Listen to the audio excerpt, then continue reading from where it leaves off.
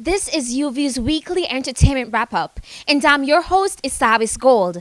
The biggest night in Hollywood happened this past Sunday, as Tinseltown celebrated the 90th Annual Academy Awards, and I've got the 411 on a few of the night's most memorable moments. Oscars were awarded for Surreal Love Story, The Betrayal of a Violent Cop, and even to basketball star Kobe Bryant, who took home a statuette for Dear Basketball in the Best Animated Short category, The Shape of Water, scored the Oscar for Best Film. Gary Oldman took home the Best Actor Oscar for The Darkest Hour. And Pittsburgh native Frances McDormand scored the Best Actress Oscar for Three Billboards Outside Ebbing, Missouri.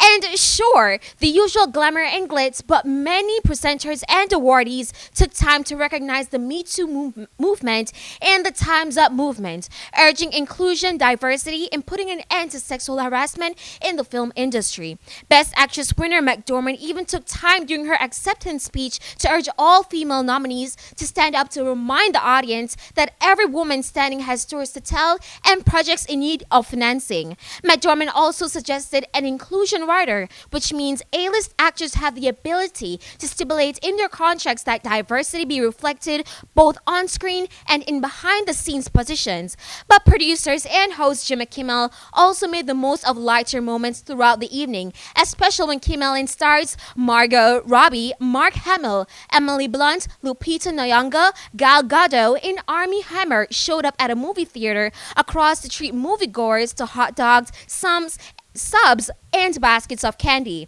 Be sure to check out a complete list of winners along with a recap of the red carpet fashion hits and misses at our website.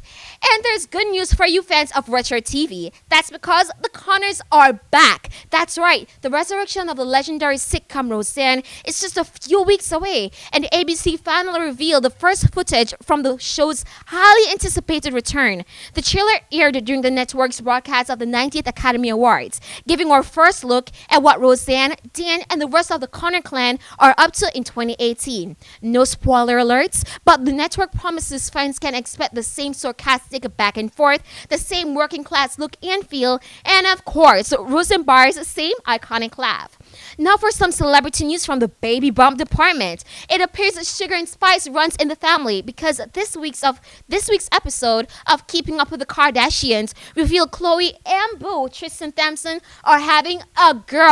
The couple reported last December that they were waiting to find out the sex of their baby, and they've been documenting their journey with plenty of posts to fill every fan's social media streams. We can't wait to see that first family picture, flood or timeline, because come on, what could be cuter than adding a mini Coco to the mix? And for you fans of sports celebrity news, it looks like Alden Smith has checked into rehab. The embattled NFL star was involved in a domestic violence incident Saturday night, and it turns out it was that alleged domestic abuse victim's parents who helped Smith to get into the rehab facility. According to Smith's fiancée, Shanna McKnight, who confirmed she is the victim of the alleged abuse, Smith was the one who called her parents and asked him to take him to the rehab. McKnight told entertainment outlet TMZ that the most important thing to her is that Smith gets help for his substance abuse problem. And finally, say bienvenido to Miami. The Kardashians have certainly been enjoying their time at the Versace mansion in Miami, Florida, since their arrival on Tuesday, but experienced an unexpected and exposed moment on the balcony of the famed South Beach estate yesterday. Mischievous pal Jonathan Chabon pushed Courtney onto the balcony of the Versace mansion to face the sea of paparazzi awaiting a photo op outside. The only problem? Courtney wasn't wearing any pants.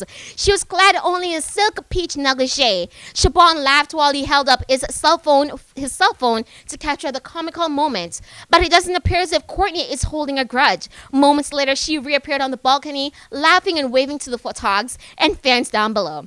Join us again next time for UV's weekly entertainment wrap-up. I'm your girl, Isabi Skoll, reminding you to stay golden.